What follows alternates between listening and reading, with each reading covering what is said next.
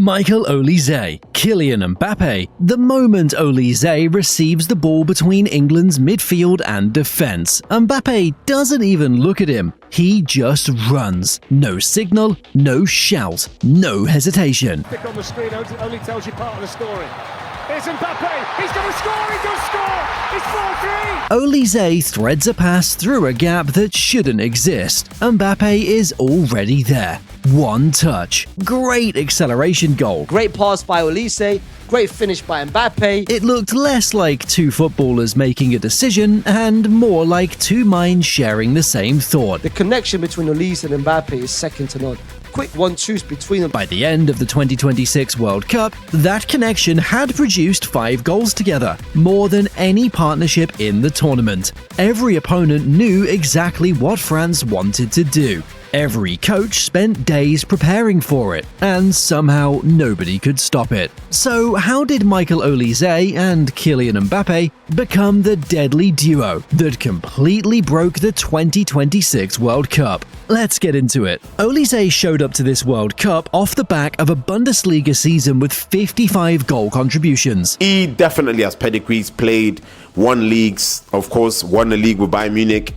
One of their best players, if not their best player. People were calling him the best playmaker on the planet. This guy is one of the best wingers in world football, and it's not even close. This kid is impressive, he's amazing, he's a monster. And when a player like that lines up on the right wing, everyone expects the same thing. Get to the byline, whip it in, let the strikers fight for it. Except that's not what happened. Olise attempted 24 crosses across the entire tournament. Only 5 landed on a teammate, and here's the part that breaks the whole story: 0, not 1, connected with Mbappe. The best crosser of the ball in Europe barely completed any crosses, and the guy he was supposedly setting up never got on the end of a single one. You know, Olise, yeah, it's been a disappointing tournament for him, and it doesn't make him a bad player. He's a great player. So, what actually built those 5 goals? Short combination play, 1-2s in tight spaces, disguised through balls that split defenders before they even turned their heads, players finding each other in pockets no bigger than a parking spot. This matters because it's not how wide players usually connect with a striker. Most of that chemistry gets built through service, crosses into the box, cutbacks. The striker just needs to arrive at the right time. Olise and Mbappe skipped that whole process. They built their partnership on the ground. The same way two kids figure each other out in a 5-a-side game where nobody's got room to breathe. Deschamps saw it before anyone else did. Instead of pinning Olise out on the touchline like a traditional winger, he let him drift inside into that number 10 pocket, right where Mbappe already likes to receive the ball. I mean, did Michael Olise didn't play in the position that he normally plays? He was playing mostly on number 10. Yeah, which he doesn't do at Bayern, and that's a slightly different role for him. That one decision changed everything. You can see it forming in the opener against Senegal. They're incredible players, and when they click, we get a chance to see what we saw earlier, which in that second half at times was unplayable. In the first half, Olise gets stuck out wide and the ball just doesn't reach him. Senegal's doing a good job of cutting the supply line, so Olise solves it himself. He swaps with Dembele and starts drifting between the lines. That's the moment everything shifts. The game seemed to change in that second half when Olise got a bigger sort of like handle on it itself, and things started to happen. As Ali's saying, it's like floating around on the pitch.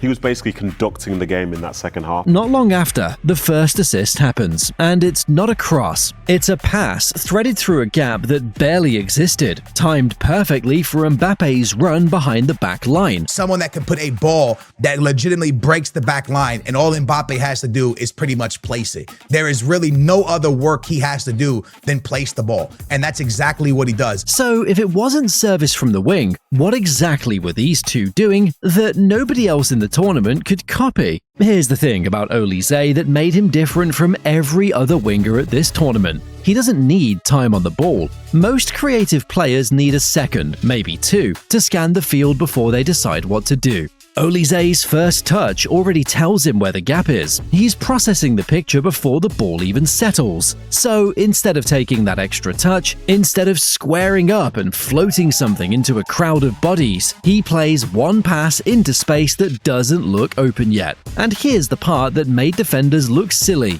all tournament long. Mbappe's already moving into that space before Olise even releases the ball. Not after he sees it, before. That's the telepathy everyone kept talking about on commentary, and it's not some mystical thing. It's just two players who've mapped out how the other one thinks. Watch the 66th minute goal against England, because it's the clearest example of the whole tournament. The move starts like it's heading toward Dembele. Olise shapes to slide it that way. Defenders shift their weight to cover it, and then he fakes it. Perfect dummy. Mbappe reads the fake instantly, gets the ball instead, taps it back to Olise first time, no wasted touch, and Olise taps it straight back to Mbappe first time again. Olise faked it, Mbappe got it, Mbappe first time touched Olise, Olise first time touched Mbappe, Mbappe with a great finish, weak foot. 2 touches, split seconds apart, and by the time England's backline figures out what's happening, the ball's already in the net. He does get his goal, however, from Olise assist, which I don't understand. Your link-up play, fantastic. You get another assist, your second of the game, to Mbappe to make it 4-3. That sequence beats a cross for one simple reason. A cross depends on winning something. A header, a scramble, a bit of luck in a crowded box. A 1-2 through the middle or the half space doesn't ask the defender to lose a duel. It takes away his ability to react at all. He's not beaten physically. He's beaten before his brain even catches up.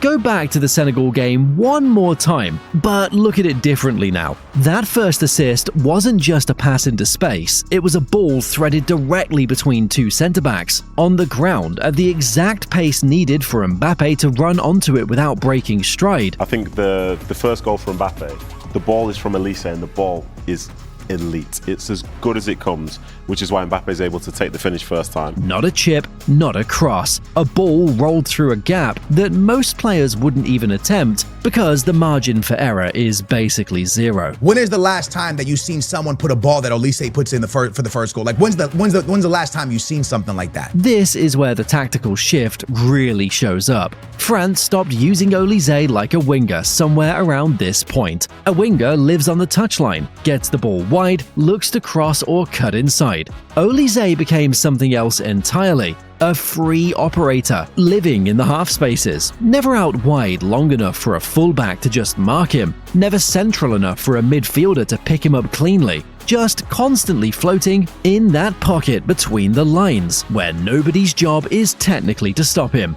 And that positioning created a problem defenses never solved. The moment Olise touched the ball centrally, entire back line started collapsing toward him. If you're a fullback, somebody said, right, go around the teams, who do you not want to play against? There's no question you're coming up with Olise.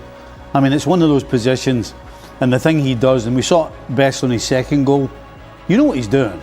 You know exactly where he wants to go, but you can't stop it. Fullbacks pinched in, centre-backs stepped up. Everyone got obsessed with cutting off his passing lane, which is exactly the space Mbappe wanted on the run. That's the paradox teams keep walking into. Match after match. The harder they pressed to stop Olise from picking a pass, the more room they left on the shoulder of the last defender for Mbappe to sprint into. You can't fix both problems with the same 11 players, something has to give, and every single time, it gave in Mbappe's favour. What makes this scary for opponents wasn't that it happened once, it's that it kept getting sharper. This wasn't two guys stacking up individual good moments across a tournament, it was a two-man rhythm that should have broken down under pressure, the way most improvised chemistry does once the stakes get higher. Instead, it got tighter, cleaner, faster. By the time France reached the final stages, the rhythm looked less like intuition and more like a system nobody else had the blueprint for. For years, international football chased one thing above everything else: the next great individual, the fastest player, the best dribbler, the guy who could win you a game all by himself, the next name on the Ballon d'Or shortlist. Entire national teams got built around finding that one player and clearing space for him to work. That model's fading, and there's a simple reason why. At this level, the gap between creating a chance and losing the ball is under a second. There's no time left for one super talented player to slow the game down and work it out alone. The window closes before he can even finish thinking. Football's seen great partnerships solve that problem before. Xavi and Iniesta ran games before opponents even realized they'd lost control. Like it's a package, no? It's like we're talking about one player together because they played for 15 years at the top level, Spain, Barcelona, winning things together, playing amazing football. But again, you know, the leadership they had, the command, difficult game, they won the ball, they don't get stressed, you can pressure whatever you want, they will always find a solution. Messi and Alves turned one side of the pitch into a weapon nobody could defend. Modric and Kroos dictated the tempo of an entire era. I think Tony and Luka are probably the two the most. They just play a different game to the rest of us, really. They see things before it happens on the pitch and always seem so calm.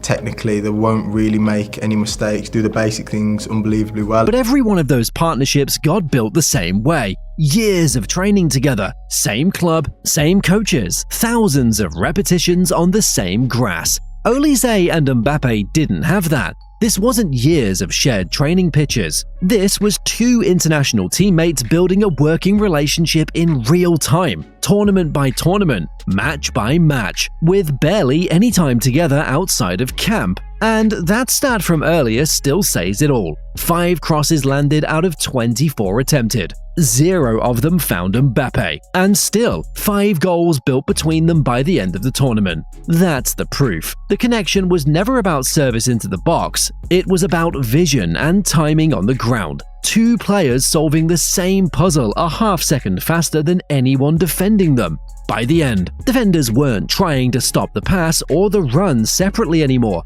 They were just trying to guess which one was coming first. And they still guessed wrong.